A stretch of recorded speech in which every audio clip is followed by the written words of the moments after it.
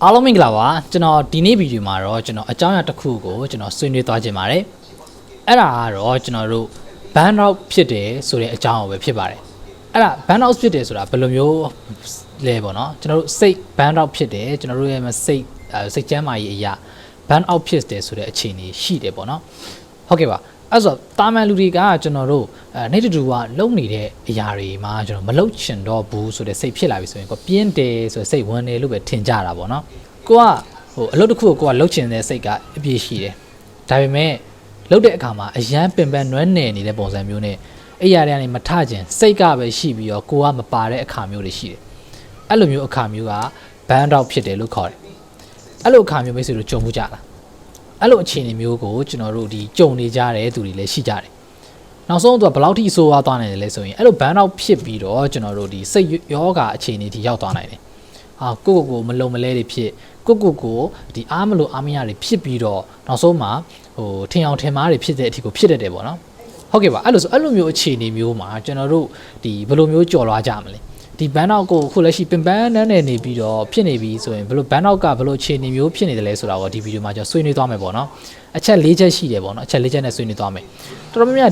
ဒီ ban out ဖြစ်တာကိုတော်တော်များများမှားနေကြတာပြင်းတဲ့စိတ်နဲ့မှားနေကြတယ်ပေါ့နော်ငါပြင်းနေတာပဲလို့ပဲထင်တတ်ကြတယ်တကယ်တမ်းကမဟုတ်ပါဘူးအဲ့ဆို ban out ဖြစ်ပြီဆိုတာနဲ့ဆိုတော့ stress hormone ထွက်လာတယ်အဲ့ဒါအကြောင်းကျွန်တော်တို့ဒီအိမ်တောင်ရေးမိသားစုစီးပွားရေးအဲ့ဒီမှာအကုန်လုံးနဲ့သွားပြီးတော့အသက်ရောက်မှုဖြစ်သွားစေတယ်အကုန်လုံးအဆင်မပြေဖြစ်စေတယ်ပေါ့နော် ban out ဖြစ်ပြီဆိုတာနဲ့ဟုတ်ကဲ့ပါဆိုတော့အဲ့ဒီကျွန်တော်ခုပြပြမယ့်၄ချက်ကိုကျွန်တော်တိုက်ကြည့်ကြပါ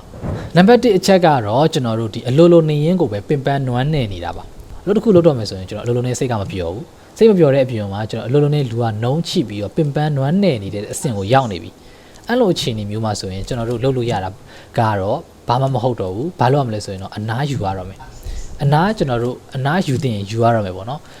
ကိုယ်စိတ်ကပဲပါနေတယ်မဖြစ်လို့သာလုံနေရတယ်စိတ်ကကျွန်တော်တို့ဒ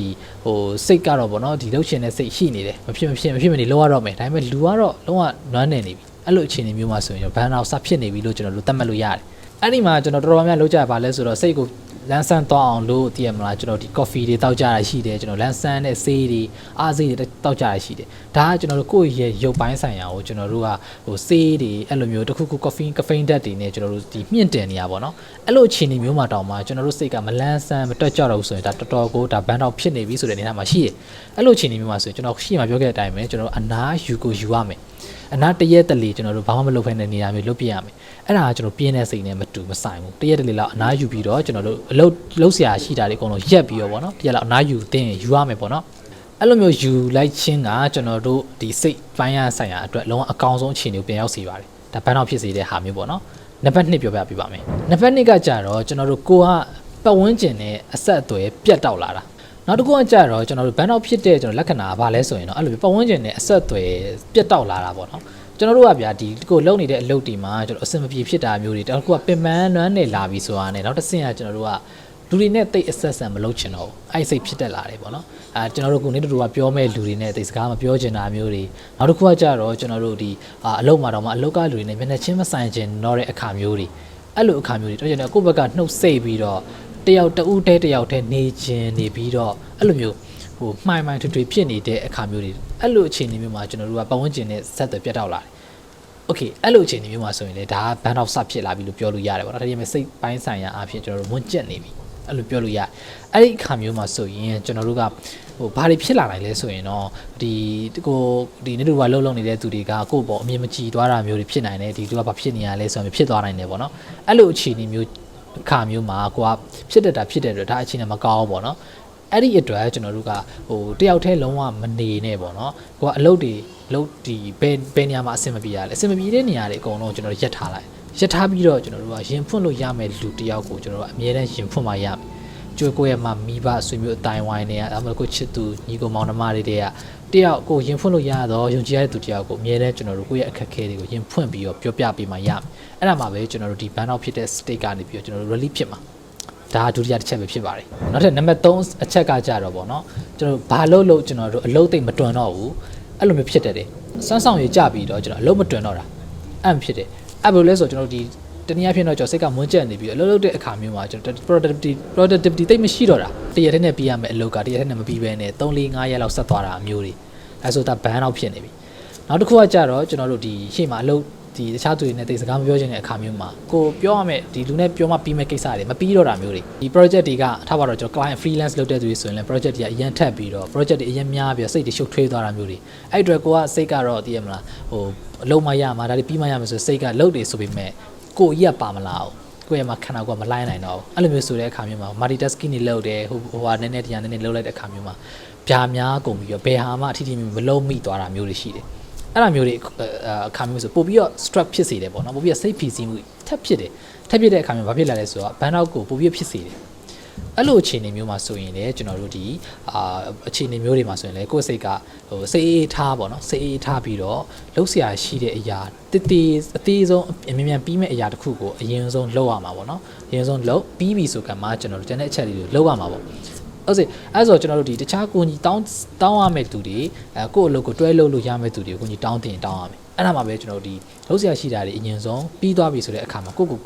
ဘာပေါ့နော်ဒီ satisfy ဖြစ်တဲ့စိတ်ခံစားချက်တခုထွက်လာပြီးတော့ဘန်တော့ဖြစ်တဲ့စတင်ရနေပြီးတော့ဖြည်းဖြည်းချင်းစီပျော်ရွှင်မှုအဆင့်ကိုရောက်မှာပေါ့နော်โอเคအဲ့ဒီအခါမျိုးမှာကျွန်တော်တို့လောက်ရမယ့်အချက်ကကျွန်တော်ရှင်းရှင်းလေးပဲပေါ့နော်ကျွန်တော်တို့ဒီပထမဆုံးလောက်ရမှာကတော့အလွယ်ကူဆုံးတော့အလုပ်တစ်ခုကိုပြီးအောင်ရင်လုပ်အဲ့ဆိုရင်တော့ကျွန်တော်တို့ဒီ ban out ဖြစ်တဲ့အဆင့်ကနေပြီးတော့ release ဖြစ်သွားပါလိမ့်မယ်နံပါတ်4အချက်အနေနဲ့ကတော့သူကရုပ်ပိုင်းဆိုင်ရာအပြင်လက္ခဏာတွေပြလာတာပါရုပ်ပိုင်းဆိုင်ရာလက္ခဏာတွေကဘာလဲဆိုရင်တော့ပြောရမယ်ဆိုရင်ရှင်းရှင်းပြောရမယ်ဆိုရင်တော့လူကနေမကောင်းတော့နေမကောင်းတော့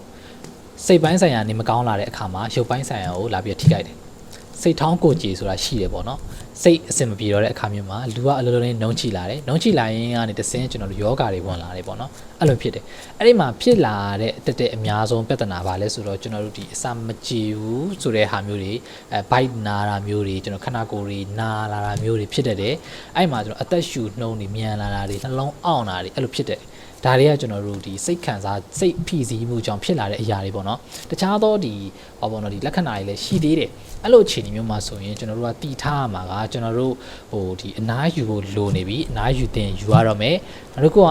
စိတ်ပိုင်းဆိုင်ရာအကြောင်းဖြစ်လာတာဖြစ်တဲ့အတွက်ကိုယ့်စိတ်ကိုပျော်ရွှင်စေမယ့်အရာတွေကိုကျွန်တော်တို့ကဥစွာပထမလုပ်ရမယ်အဲ့ဒါမှသာလျှင်ကျွန်တော်ဒီအဆင့်တွေကဖြတ်ကျော်လို့ရမှာပေါ့နော်နောက်ကြတော့အဲ့လိုမျိုးစိတ်ဖိစီးမှုကြောင့်ဖြစ်လာတဲ့ဟော်မုန်းတွေကြောင့်ကျွန်တော်ဒီအေးမိတုပ်ကွေးဖျားတာနာတာတွေဖြစ်နိုင်တယ်တကယ်လို့ရာသီတုပ်ကွေးပုံစံမျိုးတွေဖြစ်လာပြီးတော့အေးဖျားတာနာတာရေရှည်သွားတာမျိုးတွေဖြစ်နိုင်တယ်ပေါ့နော်အဲ့လိုကနေတဆင့်ကျွန်တော်တို့ဒီဟိုပိုးဆိုးတဲ့အခြေအနေမျိုးတွေထိတောင်ရောက်သွားနိုင်တယ်နောက်ဆုံးဒီကျွန်တော်တို့ဒီပေါ့နော်ဒီ ban out ဖြစ်တဲ့အဆင့်ကဘယ်ထိသွားနိုင်လဲဆိုရင်တော့မှအဲ့လိုမျိုးစိတ်ကျန်းမာရေးစိတ်မမှန်တော့တဲ့အခြေအနေမျိုးတွေထိတောင်ရောက်သွားနိုင်တယ်ပေါ့နော်ဒါပေမဲ့ဒီလိုအခြေအနေမျိုးကကျွန်တော်တို့လူတိုင်းတော်တော်များများကြုံထားရှိတဲ့အခြေအနေမျိုးဖြစ်တယ်ပေါ့နော်။ဘာလို့ဆိုတော့ကျွန်တော်တို့လူတွေကအလုပ်တစ်ခုလုပ်နေတဲ့အခါမျိုးမှာဘယ်တော့မှအဆင်ပြေနေရဆိုတာမရှိဘူး။ဒါနေတူကကျွန်တော်တို့ဒီမိသားစုအရေးအကုန်လုံးပေါ့နော်အရေးပေါင်းဘားစွာရဲမှာဖီစီကျွန်တော်ခံစားနေရတာဖြစ်တဲ့အတွက်လူတိုင်းမှာကျွန်တော်တို့ ban out ဖြစ်တဲ့အခြေအနေတွေကရှိတယ်။ဒါပေမဲ့အဲ့လို ban out ဖြစ်တဲ့အခြေအနေတွေမျိုးမှာကျွန်တော်တို့ကိုတတိထားရမှာပေါ့နော်။ဒီငါဒီလိုအခြေအနေမျိုးငါရောက်နေပြီလား။ရောက်နေပြီဆိုရင်ငါဘာလုပ်ရမလဲဆိုတဲ့အချက်ကိုကျွန်တော်ဒီလေးချက်နဲ့ကျွန်တော်ပြောပြရတာပေါ့နော်။အဲ့ဒီမှာ